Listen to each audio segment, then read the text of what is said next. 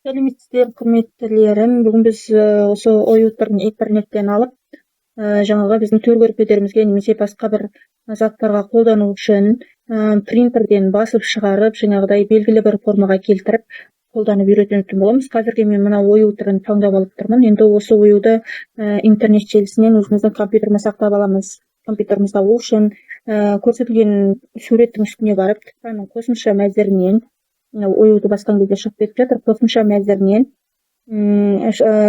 шақырамыз, мынаны сохранить изображение как дегенді басамыз. Осы кезде менде сақталынған, мінекей алдын ала сақталынған үшінші атпен қайтадан көрсетіп сақтадық. Сақтап болғаннан кейін біз әдеттегідей простой өзіміздің кез келген компьютерімізде бар Paint программасын қолданамыз. Paint программасын қолданып ашып, жаңағы оюмызды осы терезеге орнатып алайық.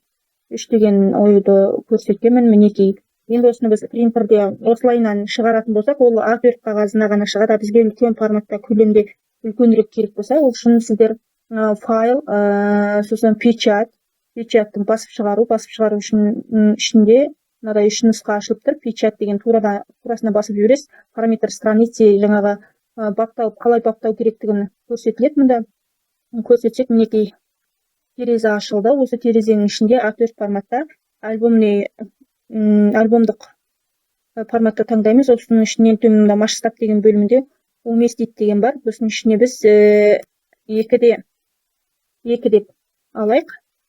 Енді біз бұны бірнеше A4 қағазына бөліп шығарып, қосып, қию арқылы көлемді ою жасамақшымыз. 2 деп көрсетейік. 2 деп көрсеттік. Енді ол қалай шығады? Міне осылай болып, қағы 2-ге бөлініп, 4 параққа шығады. Енді мынаны кішірейтілген үлгісін көрсетейін десем көрсетілмейді. Қазір мен осыны принтерға жіберетін боламын. Принтерға жіберейін. Ол үшін принтерімізді қосып, печат батырмасын басамыз. Печат батырмасын бастық. Принтерімізға кетіп жатыр. Печат. Қазір біздің оюмыз шығады. Келесі видеода осы видеоның жалғасы енді оюды қалай шыққандығын көрсететін боламын. Енді менің манадағы принтерден шығарған оюым осылайынан шықты. Міне 2 деп көрсеткен кезде бұлайынан шығады екен. Бұлайынан шықты. Енді біз осыны қиып аламыз. Ол үшін жаңағы мынау оюдан бір-бірімен жақындасу үшін мынау ағарып тұрған жерді алып қаламыз. Бір жақ қағазын ғана қиямыз. Мына жерін болғанда клиттеуге қалдырамыз. Мына жерін болғанда қиямыз. Сонда қағаздың мында мына жағын, сосын астыңғы бөлігін қиятын боламыз. Ол үшін енді қиып алайық. Мінекей мен оюларымның мынау жерін қидым. Қазір мынау жерін клиттейтін болам.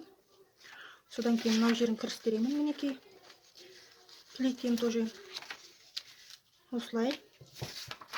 Осылай шығады оюым. Мінекей біз оюымызды жапсырдық, құрастырып. Енді осыны қиып аламыз. Қайшымен қиып алып. Немесе мынаны былай істесе де болады. Мынаны жаңағы матаның үстіне қойып, сызып алып, қию үшін ғой бұл. Соны мынаны қиып аласыздар.